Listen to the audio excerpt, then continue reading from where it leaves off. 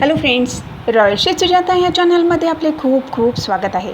आज आपण अधिक मास 2026 33 दिव्यांचा उपाय, 33 दिवे कसे बनवावे, कधी व कसे दान करावे, सुखसमृद्धी व अक्षय पुण्य मिळेल ते कसे, ते आपण ह्या व्हिडिओमध्ये बघणार आहोत.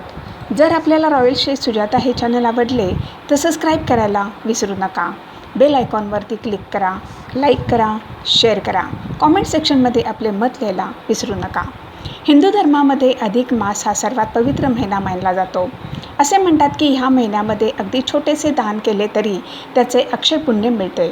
आपल्याला माहीत आहे का ह्या महिन्यामध्ये 33 या संख्येचे रहस्य काय आहे?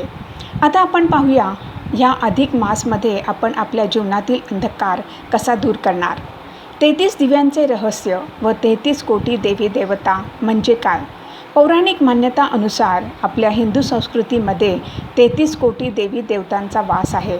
असे म्हणतात अधिक मासामध्ये दीपदानाचा अर्थ आहे अंधकारावरती प्रकाशाचा विजय. आपण जेव्हा 33 वातींचा एक दिवा असे 33 दिवे लावतो तेव्हा ते दिवे 33 कोटी देवी देवतांना समर्पित आहेत. असे केल्याने सर्व देवी देवतांची दिव्य शक्तीचा आशीर्वाद आपल्याला प्राप्त होतो.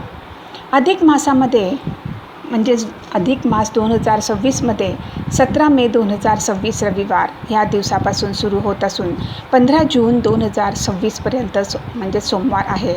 या काळामध्ये दीपदान करणे विशेष महत्त्वाचे आहे. त्यामुळे सुख समृद्धी व पुण्याची प्राप्ती होते. संध्याकाळी घरातील देवघरामध्ये तुळशीच्या समोर, पिंपळाच्या वृक्षाच्या जवळ गाईच्या तुपाचा दिवा किंवा तेलाचा दिवा लावावा.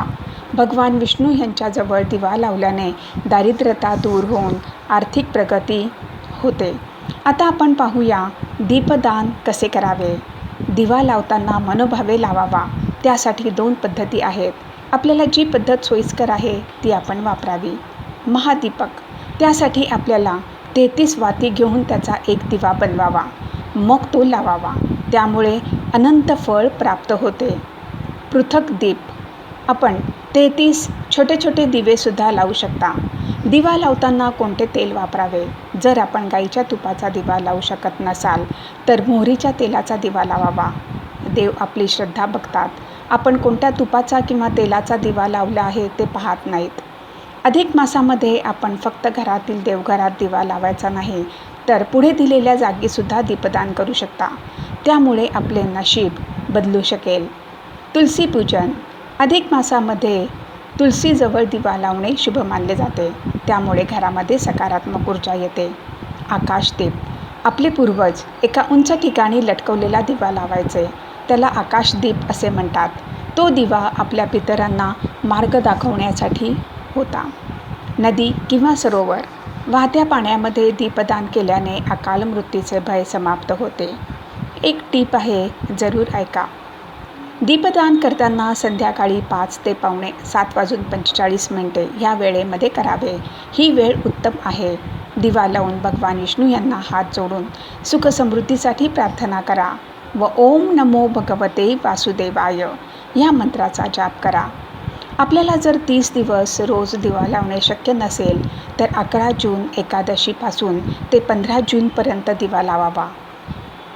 आपण काय करायचे आहे ते एक सात्विक स्वस्तिक बनवून त्याच्या 4 टोकाला एक एक दिवा ठेवायचा आहे व मध्यभागी एक दिवा ठेवायचा आहे.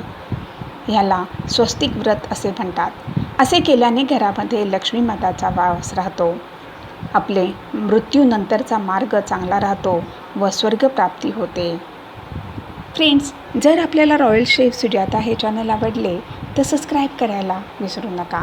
ह्यापुढे सुद्धा आपण अशीच उपयुक्त माहिती बघणार आहोत. धन्यवाद.